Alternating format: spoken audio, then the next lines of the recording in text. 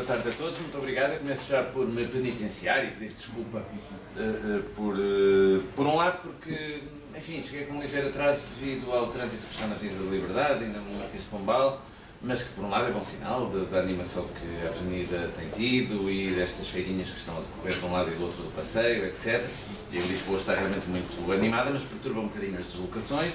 E por outro lado, devido ao facto de hoje ter um outro evento, que é agora às 18h30, ou seja, o que vale é que é também em Lisboa e não é muito longe daqui, que é na Rua da Rosa, se não estou em erro, ali perto da Calçada do Combro, o lançamento de um livro de poetas portugueses traduzidos em italiano. Se chama Poeti di Lisbona, portanto com uma edição bilingue, de português e italiano, Cesário Verde, Mário de Sá Carneiro, Flor Bela Espanca, vários poetas, em que eu vou fazer um papel semelhante, uma apresentação desse livro, junto de algumas pessoas, enfim, que aparecerem e também de algumas da comunidade italiana. E por isso me penitencio, visto que no final das minhas palavras, e enfim, e de ouvir mais alguns poemas pela voz belíssima do Tiago, tem uma bela voz, a propósito, e que realmente funciona na leitura, porque há poetas que têm são ótimos poetas, mas nós quando os ouvíamos ler, às vezes ficávamos assim um bocadinho, não é? Ninguém tem questão da voz que tem ou não, é assim. E portanto, de facto, penitencio-me por isso. E sem mais demoras, de facto, começaria por falar deste livro. Em primeiro lugar, eu conheço o Tiago já há algum tempo e este livro em particular já há bastante tempo. Foi através deste livro que eu conheci o Tiago. Vou explicar. Ele enviou o original. Na altura falei com o meu amigo Nuno Júdice, disse que de facto também conhecia esta obra e de facto foi a partir daí que essa aproximação se exerceu, porque esta obra realmente é uma obra que não é muito frequente encontrar na poesia portuguesa contemporânea, tem um alcance, aquilo que é realmente uma dimensão metafísica que hoje não é, insisto, não é frequente encontrarmos nos poetas das novas gerações e não só, nos poetas em geral. Por várias razões. Há este género de temática não é tão seguido hoje em dia. Há realmente precedentes, sim. É um poeta, aliás, morto há alguns anos e que foi um poeta marcante e que realmente teve esse percurso que toda a gente já se está a lembrar eventualmente quem foi, que foi o Daniel Faria. O Daniel Faria teve, de facto, um percurso espiritual e um percurso de pesquisa interior e de aprofundamento interior notável e que nos deu uma obra poética belíssima, mas se, com exceção do Daniel Faria e eventualmente de um ou outro caso que poderíamos descobrir, mas que, como digo, não são muito frequentes, temos realmente este livro do Tiago que de facto tem aqui uma dimensão, ele implica uma dimensão que mereceria muito mais do que uma simples apresentação de 10 minutos, 15 minutos, como eu estou a fazer. Mereceria realmente um texto maior, uma outra abordagem. Porquê? O livro divide-se em 3 partes e depois os títulos dos poemas e a organização do próprio livro e toda a temática dos poemas parece obedecer a um desígnio, a um propósito muito pensado e que de facto se articula com uma visão, uma cosmogonia, uma visão do mundo que de facto está aqui. Não são poemas escritos simplesmente ao acaso, a esmo, consoante os epifenómenos do cotidiano ou a epiderme, digamos, dos dias. Não é o caso. Isto em si não é um bem ou um mal, é um bem visto que me parece que o livro é bastante conseguido, mas não é um bem ou um mal porque há ótimos poetas que são poetas do cotidiano e que falam desses, digamos assim, de acontecimentos do cotidiano e com belíssimos poemas da mesma. Simplesmente esta linha, como eu disse de início, não é tão frequente, é menos frequente. E, portanto, nós não vamos aqui encontrar poemas, digamos, escritos sobre aquilo que são acontecimentos tão simples do cotidiano como estar à mesa do café, como... Não é isso. Estes poemas, de facto, exigem do leitor uma profundidade, até inclusivamente, uma capacidade, como é que eu ia dizer, e aqui vou entrar já no que me parece ser o cerne do livro, não queria entrar já, que é a questão do título, mas deixaria isso mais para o final.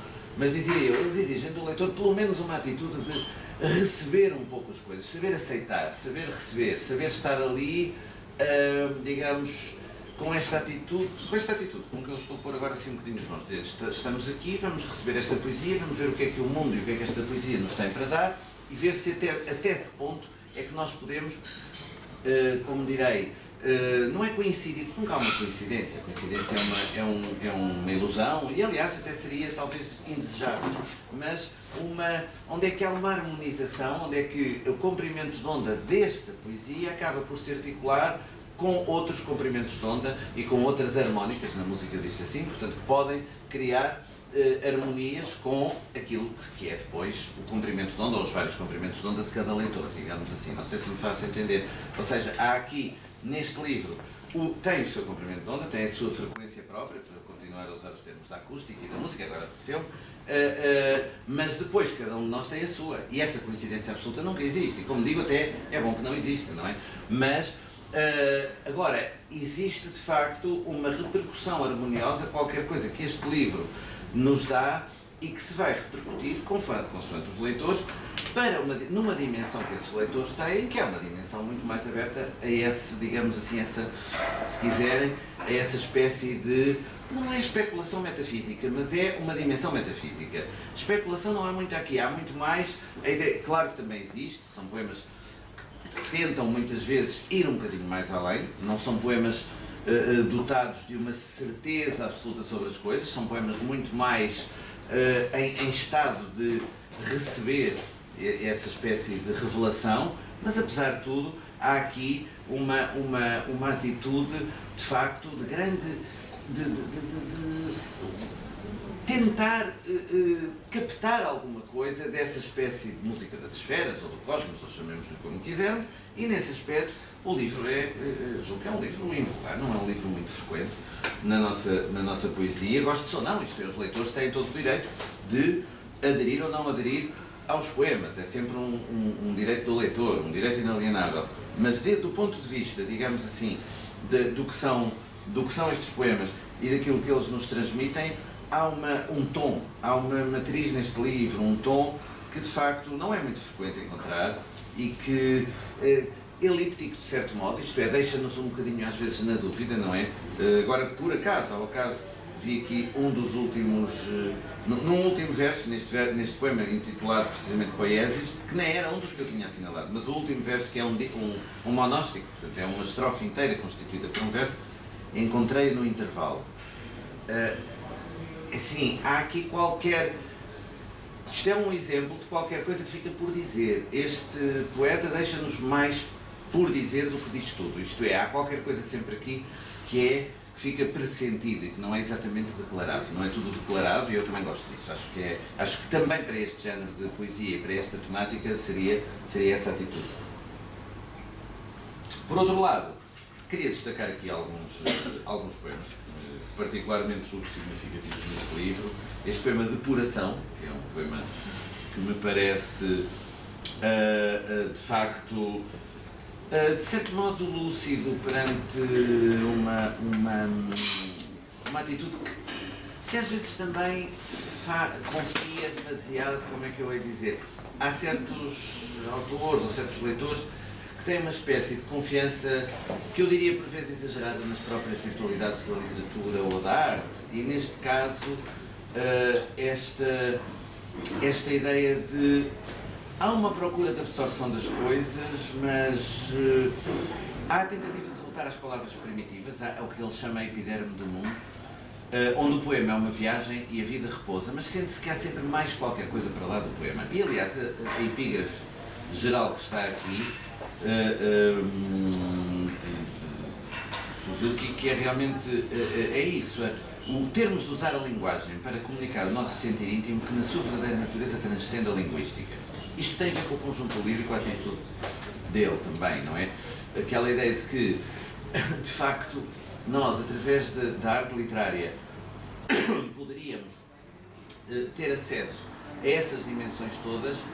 Claro que nós podemos até situar-nos na tal atitude que eu referi de início, que é a atitude de aceitar esse mistério, e estamos aqui, e estamos com esse mistério, e o verbo existe, e vamos lá para a frente. Mas ao mesmo tempo ter a noção de que há uma outra dimensão, que é realmente outra dimensão, e à qual as palavras não chegam mesmo, não chegam. Ponto final. São um instrumento maravilhoso, sem dúvida.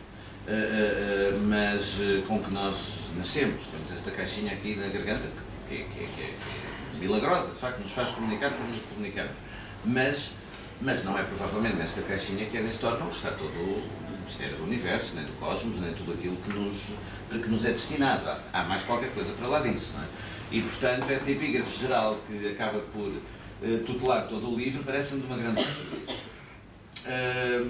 E depois, de facto, este poema de que eu também gosto muito, Leituras Cruzadas, que acho que tem imagens, acho que o Tiago consegue tem imagens que funcionam, não é? Quer dizer, funcionam, inclusivamente, nem todas são, que remetem completamente para essa dimensão metafísica, é uma dimensão por vezes muito física e muito orgânica, quase só este segundo estrofe para verem o que eu quero dizer, numa dimensão mais terrestre. Deixei o coração em piloto automático e o cérebro em alfa, rebuscando palavras consumidas no crepúsculo do tempo. Depois continua. Quer dizer, isto todos nós podemos perceber o que é, não é? Aquelas ondas alfa, cerebrais, realmente muito mais calmas, muito mais apaziguadas, e que é também faz parte da nossa fisiologia, não é? Ainda queria, pelo menos, destacar mais uns 3 poemas. Um poema Egocídio, estes já mais para a parte final, de que eu gostei muito, talvez a minha parte preferida seja a parte final. O poema Ágape, que eu acho que é também dos melhores poemas do livro, de facto. A última estrofe pode parecer um bocado carregada de imagens, mas que eu acho que na mundividência deste autor, eu acho que acaba por funcionar, que é esta: condensa a eternidade num segundo e a sublimação do fogo menstruado de um desejo serpentário num orgasmo de uma estrela, para que depois de renderes a guarda aos teus sentidos, descubras que a tua metade maior é o reflexo de um céu que já existe dentro de ti. Isto é muito carregado, é verdade que sim, talvez pudesse ser menos carregado, é muito carregado de imagens, mas eu gosto desta carga toda porque aqui isto é de facto o que ele quer dizer, ele quer sobrecarregar isto, com estas imagens todas, do fogo, do orgasmo da estrela, tudo isso, porque há qualquer outra coisa que é, no fundo, o que vem resgatar isso são os últimos versos, não é? Que é, de facto, o reflexo do céu que já existia dentro de cada um de nós. E é para, no fundo, por termos o reflexo desse céu que já existe dentro de cada um de nós, que livros como este existem. Eu terminaria com isto. Mais 2, 3 minutos e termino. Porque estou a atingir o meu limite. Mas queria muito, muito sublinhar esta ideia. O céu que existe dentro de nós e que está neste poema, que eu julgo que é absolutamente notável, e ligar isto à grande questão do livro, que eu não abordei de início porque queria deixar para o fim, que é a questão do título, da metanoia. Porque, de facto, todo este livro acaba por nos dar uma... No fundo é um percurso, eu não falei com o Tiago sobre isto, mas penso que é um percurso de transformação, é realmente um percurso em que a poesia acaba por simbolizar e acaba por, no fundo, ir pontuando aqui ou além todo esse percurso de transformação interior, todo esse percurso de metamorfose, todo esse percurso de kenosis, se quisermos, que é um dos títulos da parte final, precisamente, que nos dá precisamente esse alargamento ao universo, a esse cosmos. É uma metanoia que é no sentido de compreensão, como é lógico, e de atingir um outro grau, mas sempre de alargamento, não é um afunilamento, não é uma obsessão, não é nada disso. E, portanto, até nesse aspecto, o livro me parece de uma grande sabedoria. Portanto, é um livro que, para lá da beleza que tem, das imagens, enfim, da própria linguagem poética, como diz aqui Augusto Nunes Júdice, portanto, esta questão da linguagem, eu ultrapassaria mais esta questão da linguagem e terminaria com esta dimensão, de facto, da metanoia, da transformação e daquilo que a poesia e a arte em geral, e a poesia não é uma exceção, cada uma tem as suas ferramentas, mas é uma arte como as outras, mas aquilo que a arte nos pode dar, neste caso a poesia, as palavras, no sentido de conseguirem dar-nos uma imagem dessa transformação.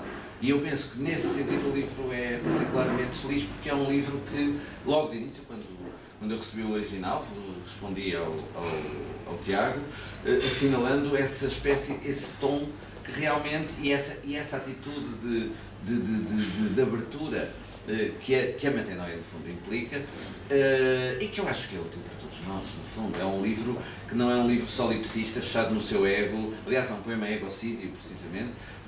Não é um livro fechado no seu eu. Claro que cada um fala a partir das experiências do seu eu. O Tiago é o Tiago, Sara é Sara, eu sou eu. Cada um fala a partir da sua experiência humana, não pode ser de outra maneira. Mas nós, aquilo que dizemos é aquilo que também pode ser partilhado com os outros, e é nessa partilha que está depois a referida metanoia. Não é no solipsismo, de facto, no egocentrismo, naquilo que de facto é apenas uma espécie de espiral do nosso próprio eu, uma espiral interior. Não, é uma espiral exterior, é uma espiral sim, mas aberta para o exterior. E portanto, parabéns e continuar neste caminho, Tiago. Muito obrigado.